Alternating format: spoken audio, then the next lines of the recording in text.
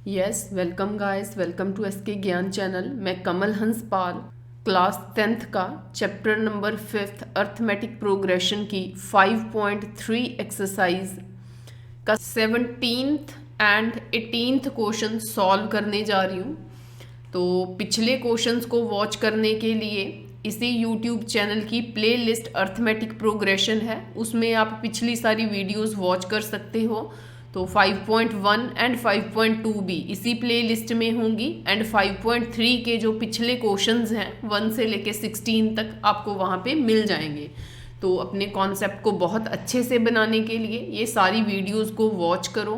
बहुत easy way से concepts आपको क्लियर करवाए गए हैं। तो जो भी स्टूडेंट्स मेरे चैनल पे नए हैं, जिन्होंने अभी तक मेरे चैनल को सब्सक्राइब नहीं किया, एक क्वालिटी कंटेंट लेने के लिए चैनल को सब्सक्राइब करें एंड अपने फ्रेंड्स के साथ, अपने क्लासमेट्स के साथ वीडियोस को शेयर करें और हमारे चैनल को प्रमोट करें। Now let's solve question number 17। In a school students thought of planting trees in and around the school to reduce air pollution. भाई बहुत अच्छा सोचा है बच्चों ने कि हम स्कूल के अंदर एंड स्कूल के बाहर ट्रीज़ को प्लांट करते हैं। आप भी अपने फ्रेंड्स के साथ, अपने रिलेटिव्स के साथ, मम्मी पापा के साथ प्लान करा करो कि हम कहीं ना कहीं पे ट्रीज़ को प्लांट करें। अपनी लाइफ में हम सबका एम होना चाहिए, सबका, ठीक है, किसी एक का नहीं, किसी किसी का नहीं, सबका एम होना चाहिए कि हम कहीं ना कहीं पे ट्रीज़ को प्लांट ज़रूर करें एंड वो हमें डिसाइड कर लेना चाहिए कि मुझे अपनी लाइफ में इतने ट्रीज़ जो हैं वो प्लांट करने हैं। तो दूसरी जो बड़ी बात है, बहुत लोग हमने ऐसे देखे हैं जो ट्रीज़ को प्लांट तो कर देते हैं, ठीक है, क्योंकि काफ़ी एडवाइजेस दी जाती हैं कि प्लांट मोर ट्रीज़, ज़्यादा ट्रीज़ उगाने चाहिए, प्लांट करने चाहिए। उगा तो देते हैं, प्लांट तो कर देते हैं, लेकिन उनकी केयर नहीं कर पाते काफ़ी लोग। मेन एजेंडा ये नहीं होना चाहिए कि ट्री को प्लांट करना है। ट्री को प्लांट करके हमें उसे बड़ा भी करना होता है, ठीक है, हमें उसे टाइम टू टाइम पानी देना होता है, हमें उसकी केयर करनी होती है कि वो प्लांट जो है वो बड़ा हो रहा है कि नहीं हो रहा, ठीक है। तो चलो हम क्वेश्चन सॉल्व करते हैं पहले। तो जो मेरा मेन यहाँ पे मोटिव था आपको ये बात कहने का कि हम सबको अपनी लाइफ में ये डिसाइड कर लेना चाहिए कि हमें कितने ट्रीज़ प्लांट करने हैं और उनकी केयर भी करनी है, ठीक है। तो आप कमेंट बॉक्स में ज़रूर बताना कि आपने अपनी लाइफ में कभी ट्रीज़ प्लांट करे हैं और कितने करे हैं। अगर नहीं करे हैं तो आप क्या डिसाइड करते हो कि नेक्स्ट टाइम से you are going to plant trees and going to care those plants. Okay, मुझे ये आप कमेंट बॉक्स में ज़रूर बताना। फाइन, तो चलो हम क्वेश्चन सॉल्व करते हैं। It was decided that number of trees that each section of each class will plant will be same as class in which they are studying. बहुत अच्छी बात है ये। हर एक section, each section of each class will plant will be the same as class in which they are studying. इस बात का मतलब क्या है, यहाँ पे भी बताया हुआ, ये देखो, अ सेक्शन ऑफ क्लास 1, ठीक है। सपोज यहाँ पे क्लास, मैं यहाँ पे क्लास लिख देती हूँ, जो क्लास 1 है, will plant 1 tree, a section. इसके कितने सेक्शन है वो अभी तक तो मुझे पता नहीं लगा, लेकिन इसका जो एक सेक्शन है ना, यहाँ पे भी लिखती हूँ, ठीक है, ये सेक्शन 1 है, ए कंसिडर कर लेते हैं, ठीक है। जो ए सेक्शन है क्लास फर्स्ट का, वो 1 ट्री प्लांट करेगा। जो सेकंड क्लास का एक सेक्शन है, एक सेक्शन, ठीक है, ए सेक्शन सपोज, वो 2 ट्रीज प्लांट करेगा।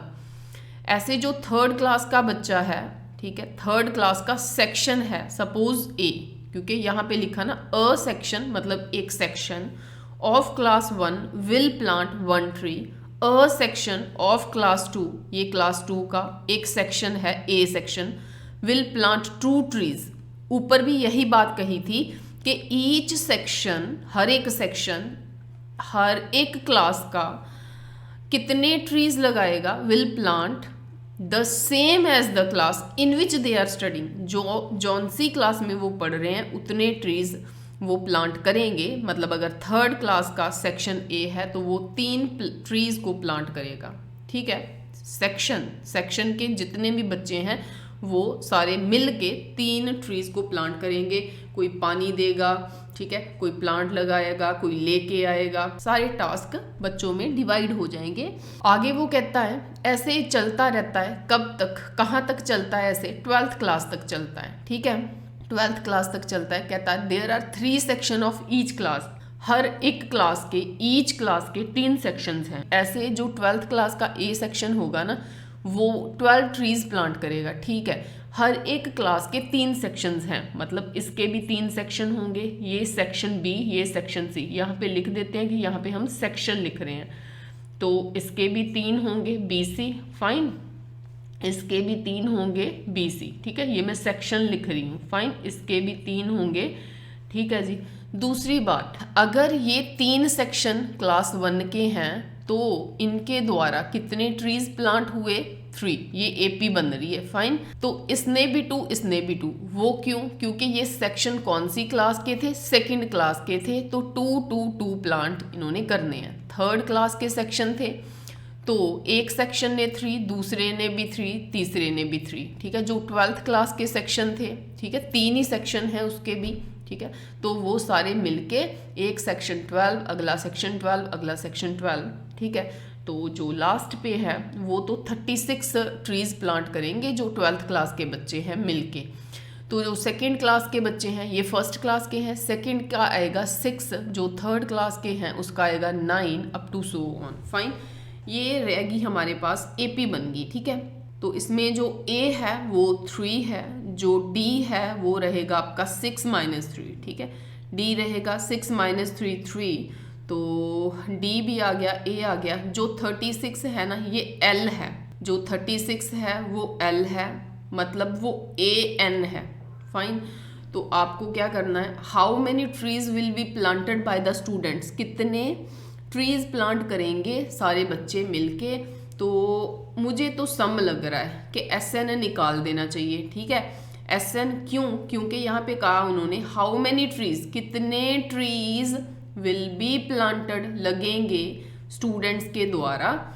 SN is equal to N/2, जहाँ तो फॉर्मूला लगेगा A+L वाला, ठीक है, तो जहाँ फॉर्मूला लगेगा N/2 2A + N-1 into D. देखते हैं कौन सा फॉर्मूला यहाँ पे फिट बैठता है। ए का हो रहा है एल, यस एल भी मिल रहा है, ठीक है। तो एन टोटल एन कितना है, टोटल 12 क्लासेस थी, ये फॉर्मूला फिट बैठ रहा है यहाँ पे।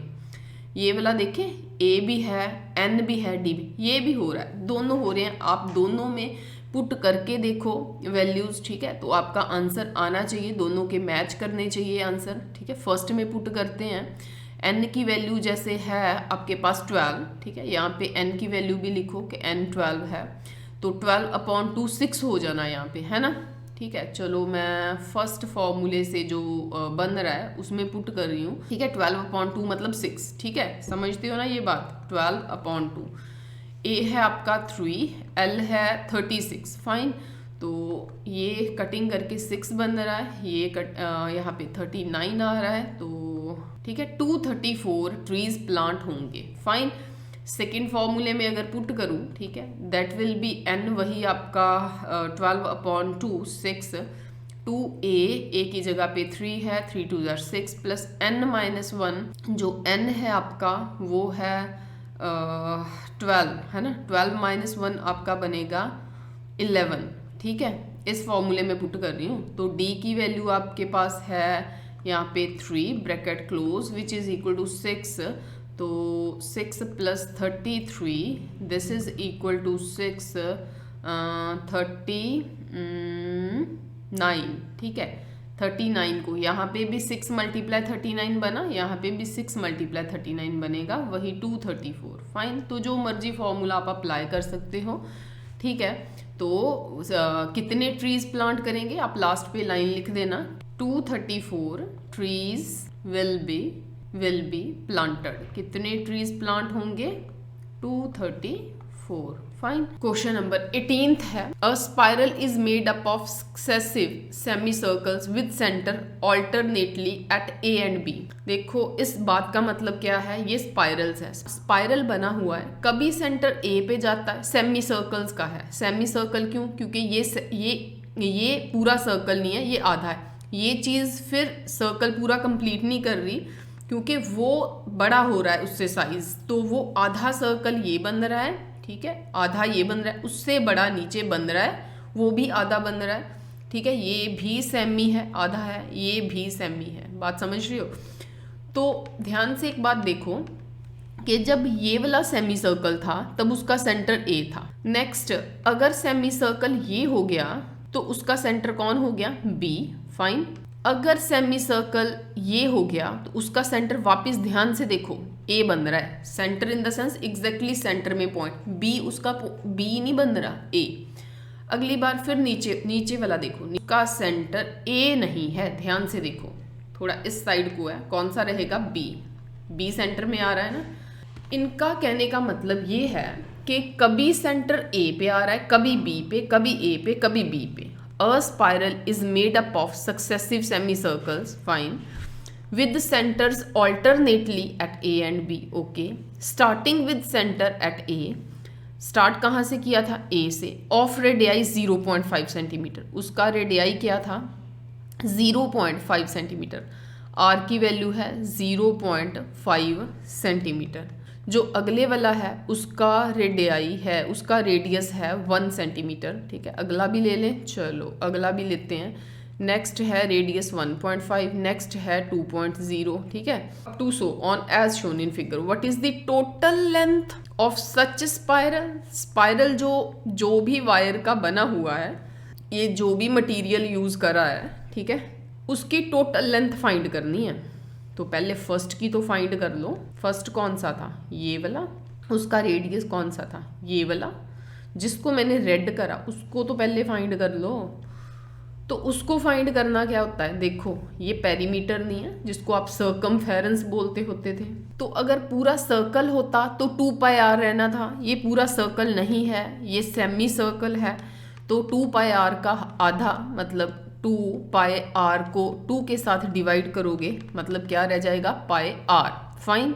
मतलब ये कि जिसको मैंने रेड करा है उसकी लेंथ πr ने देनी है। पाई की वैल्यू यहाँ पे 22/7 पुट करना, क्योंकि बताया हुआ है। रेडियस जो है वो 0.5 है। यहाँ पे आप बेसिकली ऊपर टर्म्स को मल्टीप्लाई करो, वो बनेगा आपका, अगर आप करना चाहते हो मल्टीप्लाई तो फिलहाल करो, अगर नहीं करना चाहते तो पाई की वैल्यू भी मैं लास्ट में फिल करूंगी, पाई को ऐसे रहने दो। आर की वैल्यू है 0.5 पाई, फाइन। जिसको मैं पिंक कर रही हूँ, ठीक है, इससे इसका पाई आर, तो आर की वैल्यू तो 1, ठीक है, 1.0 मतलब 1 नहीं होती है ना।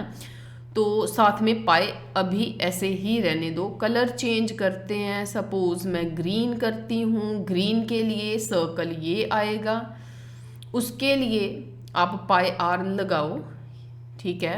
जब ग्रीन की लेंथ फाइंड करनी है उसके लिए फॉर्मूला पाई आर लगेगा।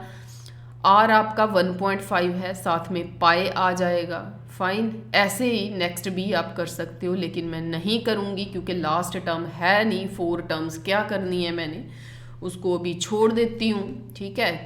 तो ए किसने देना है? एपी कौन सी बन रही है पहले ये देखो, है ना। लेंथ लेनी ना, लेंथ का आपको टोटल लेंथ फाइंड करनी है। अगर टोटल लेंथ फाइंड करनी है तो रेड वाली लेंथ, ग्रीन वाली लेंथ, ये लाइट पिंक वाली लेंथ, ये ग्रीन वाली लेंथ, इन सब का टोटल करना है। तो जो एपी फॉर्म हुई है वो लिखते हैं हम, जैसे 0.5 पाई, नेक्स्ट है 1.0 पाई, नेक्स्ट है 1.5 पाई, अप टू सो ऑन।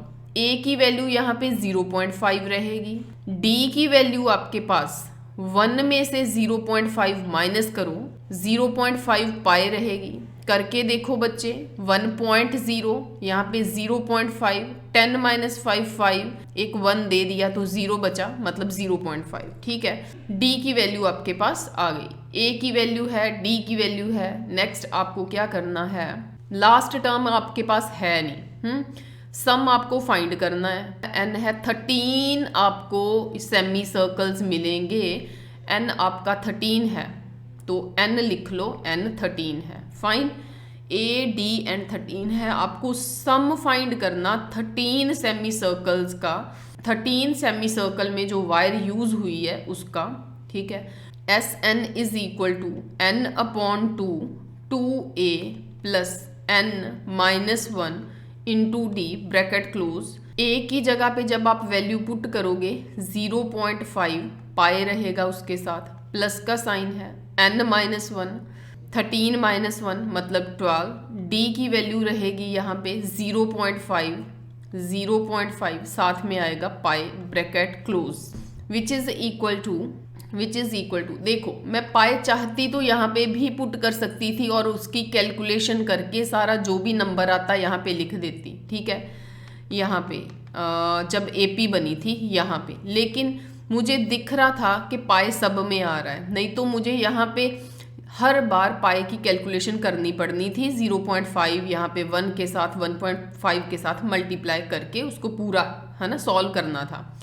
अब जब मुझे पता लग गया था कि पाई सब में आ रहा है, ठीक है, तो ऑब्वियस है ए में भी आएगा और डी में भी आएगा।